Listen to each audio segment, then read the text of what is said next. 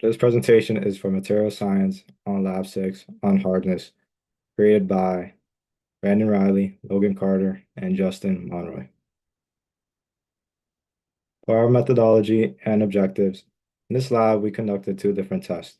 A heat treatment test to observe its effects on metal properties, which is conducted on a 1045 bar stock, which is cooled in three different manners: air, oil, and water, which was then later applied to Rockwell test. Hardness testing using Rockwell and Brunel test was conducted using a Rockwell BNC test on different metal properties to ensure the metal's hardness.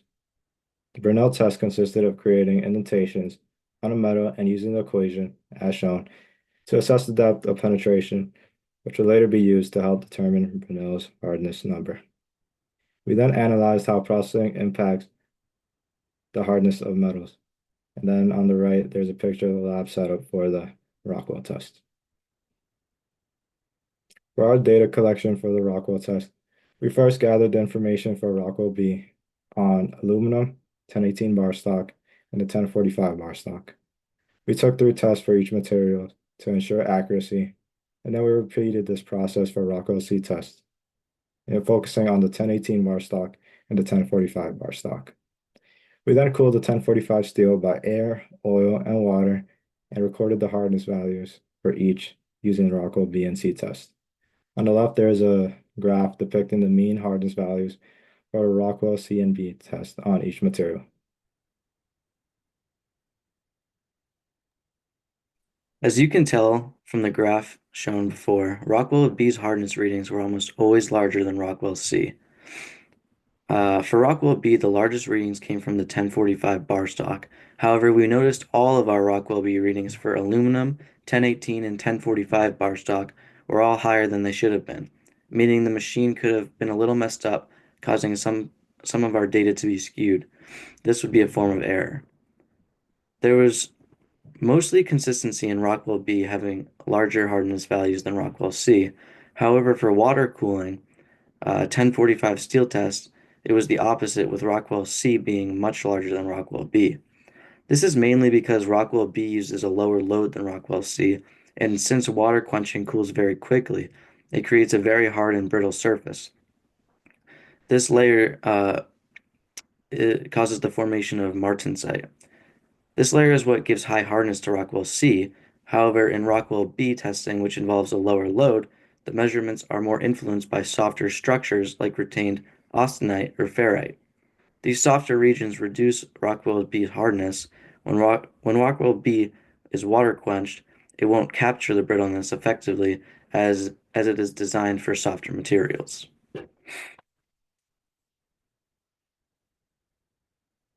For the brittle test, we tested the hardness of aluminum. We first measured the diameter of the material, which came out to be about 10 millimeters.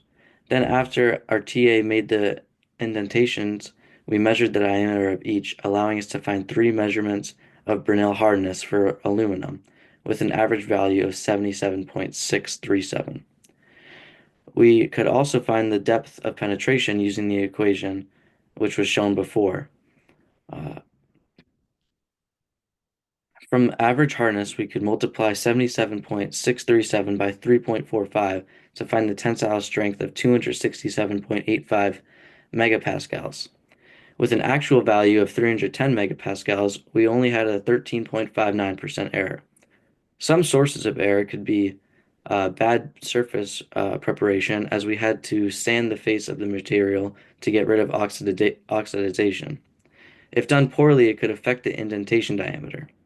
Also, if the indentations are too close together or close to the end of the material, indentation diameter could be affected by material deformation. There are more forms of error, but these are the most prominent. As our TA stated in class, a hardness of high 70s is a good value, and we checked with him and he acknowledged we had good data.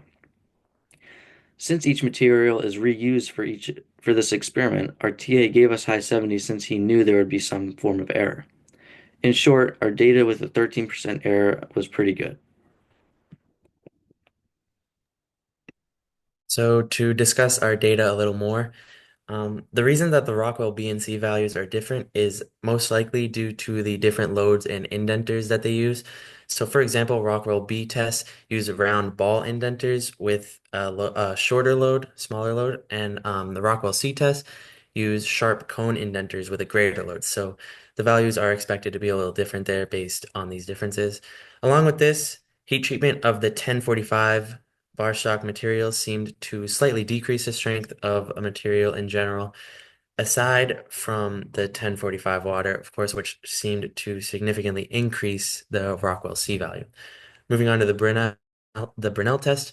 This test was just a much quicker way to determine the hardness of the aluminum sample. However, this test has a much higher chance for variation. So it can range from 200 to 600 for steels and 20 to 160 for aluminum alloys, while the Rockwell test ranges from about 20 to 100. So that's a big difference there. And yeah, these hardness values help represent the material strength. And just to summarize what we did in this experiment, we tested different samples of aluminum 1018 and 1045 bar stocks, and we tested these to determine their hardness values. And then, along with this, heat treatment was also used to find its effect on hardness.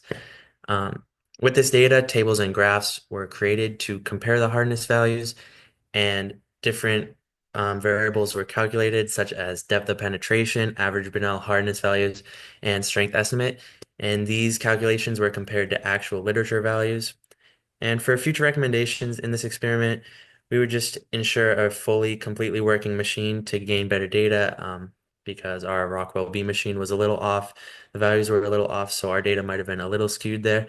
And then lastly, we would just test a greater number of materials to gain a better and deeper understanding of hardness and how materials might differ in different situations there. And these are the references we use for these slides. So yeah, thank you for watching.